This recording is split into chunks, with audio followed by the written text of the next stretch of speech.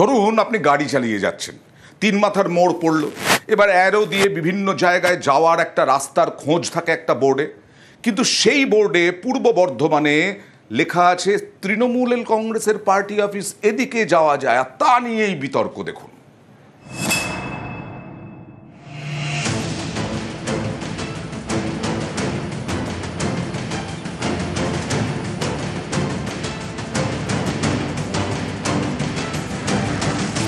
এটা তিন রাস্তার মোড়। রাস্তার মোড়ে বসানো হয়েছে সাইনবোর্ড। তিনটি রাস্তার কোনটা কোন দিকে গিয়েছে সেটাই লেখা রয়েছে বোর্ডে। একটি অ্যারো দিয়ে লেখা রয়েছে মালুন টিএমসি পার্টি অফিস। এ নিয়ে তৈরি হয়েছে বিতর্ক।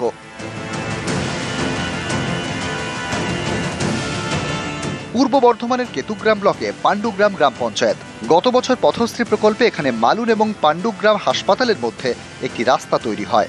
তখন তিন রাস্তার মোড়ে বসানো হয় একটি সাইনবোর্ড। সেই বোর্ডের একদিকে লেখা পলিটা, আরেকদিকে মালুন টিএমসি অফিস। সাইনবোর্ডে পার্টি অফিসের উল্লেখ কেন, এ নিয়ে তৈরি হয়েছে বিতর্ক।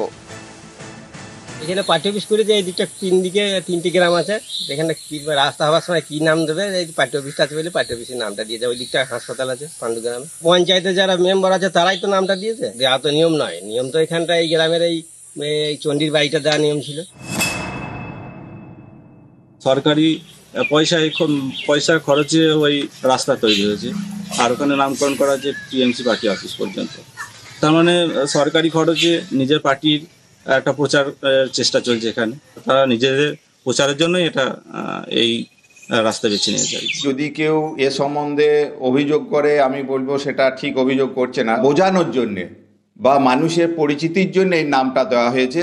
ওটা যদি টিএমসি পার্টি অফিস না হয়ে সিপিএমের পার্টি অফিস হইতো, তাহলে হয়তো সেইটাই লিখতে হইতো যে পাণ্ডুগ্রাম হাসপাতাল থেকে মালুন সিপিএম পার্টি অফিস।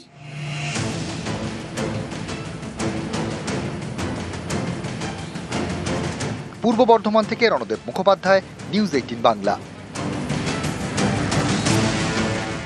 আর ঠিকাদারের দুর্নীতি দেখুন, শিলিগুড়িতে একটা কালভার্ট তৈরি হয়েছে, 2 বছরও হয়নি, 2টো বর্ষাও যায়নি, এর মধ্যেই কালভার্ট ভেঙে গেছে। জল বেড়েছে, কালভার্ট ভেঙে গেছে, 200টা পরিবার বিপদে।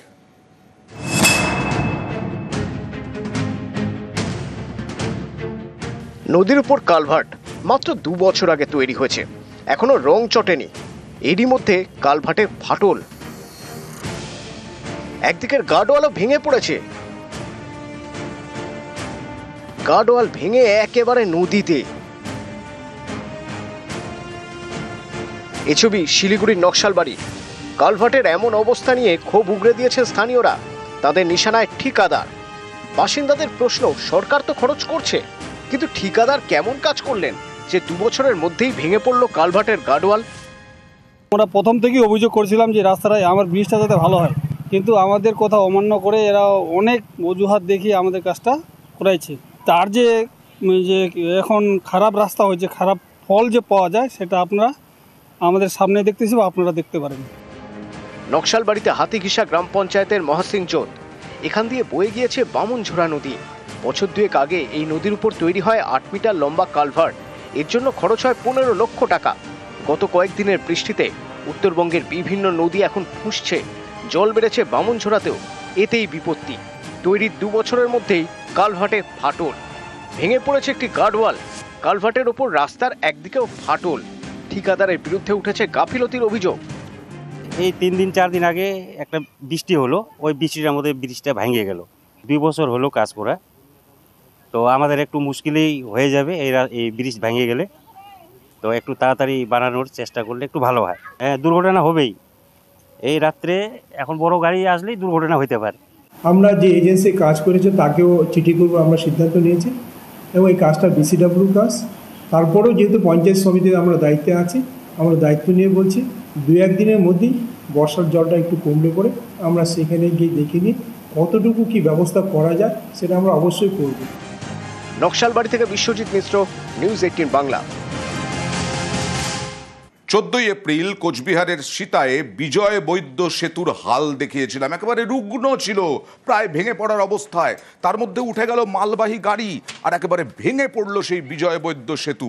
কথা বলবো প্রতিনিধি শুভঙ্করের সঙ্গে। শুভঙ্কর, এইরকম মানে বেঁকে গিয়েছিল বলা যায়, ভগ্নপ্রায় হয়ে গিয়েছিল বিজয় বৈদ্য সেতু, তার মধ্যে উঠে গেল মালবাহী গাড়ি।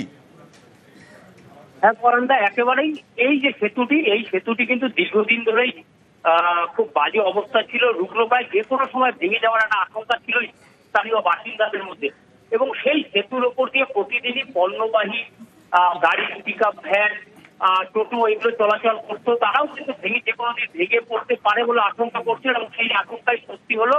আমরা যেটা গত মাসে দেখিয়েছিলাম যে কোনো মুহূর্তে এই সেতু ভেঙে পড়ে, আর বিকেল বেলা সেই সেতুর উপরে একটি পণ্য বোঝাই পিকআপ ভ্যান উঠতেই সেই সেতু মাঝখানে ভেঙে পড়ে, এবং যার ফলে এই যে সিটাই বাজার থেকে গাবুয়া, কালীঘাট সহ 3টি গ্রামের কয়েক হাজার বাসিন্দাদের এখন অন্তত 10 কিলোমিটার ঘুরে সিটাই বাজারে আসতে হবে।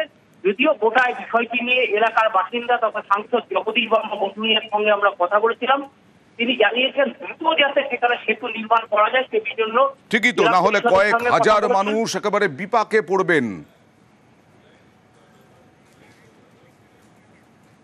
বর্ষা এলেই হাওড়ার 43 নম্বর ওয়ার্ডে নিকাশি ব্যবস্থা একেবারে ভেঙে পড়ে।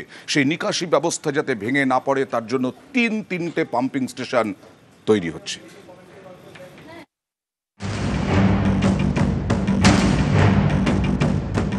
হাওড়া পুরসভা 43 নম্বর ওয়ার্ড ইচ্ছাপুর। প্রতি বছর বর্ষা এখানে জল যন্ত্রণা। ড্রেনেজ ক্যানাল রোড এইচআইটি কমপ্লেক্সে কোমর সমান জল জমে। এই সমস্যা মেটাতে উদ্যোগী হাওড়া পুরসভা। এইচআইটি কমপ্লেক্সে তৈরি হচ্ছে 3টি রিজার্ভার, তার উপরে পাম্পিং স্টেশন। বর্ষার জমা জল পড়বে রিজার্ভারে, সেই জল পাম্প করে ফেলা হবে খালে। এই কাজের জন্য বরাদ্দ করা হয়েছে প্রায় 1 কোটি টাকা। এই রিজার্ভার এবং পাম্পিং স্টেশন তৈরির কাজ শেষের পথে। হাওড়া পুরসভার আশা বর্ষার আগেই চালু হবে পাম্পিং স্টেশন। প্রথম যেটা করছি সেটা হলো আমরা 3টে পাম্পিং স্টেশন করছি। আমরা সেখানে বড় বড় রিজার্ভার তৈরি হচ্ছে, তার উপর পাম্প বসানো হচ্ছে, বড় পাম্প। এলাকার জলটা রিজার্ভারে এসে জমবে, দিয়ে আমরা নতুন পাইপলাইন পাচ্ছি। আমরা আলটিমেটলি অনেকটা এগিয়ে গিয়ে ব্যারেলে ফেলবো জলটা, যার ফলে কি হবে, ওয়ার্ডের যে জলের মানে জমাটা সেই টাইমটা অনেক কমে যাবে। Howrah drainage canal road HIT complex, এই অঞ্চলটি অনেকটা গামলার মতো। প্রতি বছর বর্ষায় এই এলাকায় জল জমে। স্থানীয়দের দাবি আশপাশের ওয়ার্ডের জল জমেও এই এলাকায়, ফলে বাড়িতে জল, রাস্তায় জল। Drainage canal road Shailen Manna সরণিতে গাড়ি চলাচল বন্ধ হয়ে যায়। কখনো কখনো 7 থেকে 8 দিন জল জমে থাকে, তখন দুর্ভোগের এক শেষ। এই সমস্যায় এবার মিটতে চলেছে। বর্ষাকালে আমাদের এখানে যা সমস্যা হয় সে মানে বলার কথা নয়। 1 হাঁটু জল, লোকে তো মানে একদম ব্যবসা তো অবস্থা খারাপ হয়ে যায়। পাম্প যখন বসাচ্ছে যদি শুরু হয় তাহলে আমাদের সকলে ভালো হবে।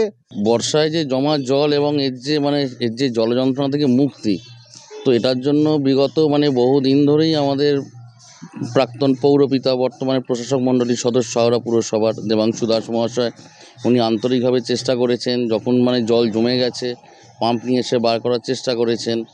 তো এই প্রচেষ্টাটা ওনার দীর্ঘদিন ধরেই ছিল, এবং সেখান থেকেই আশা করি এই প্রকল্পটা নেওয়া হয়েছে। হাওড়া থেকে ক্যামেরায় রাজু ভূঁইয়ার সঙ্গে দেবাশিস চক্রবর্তী, নিউজ 18 বাংলা।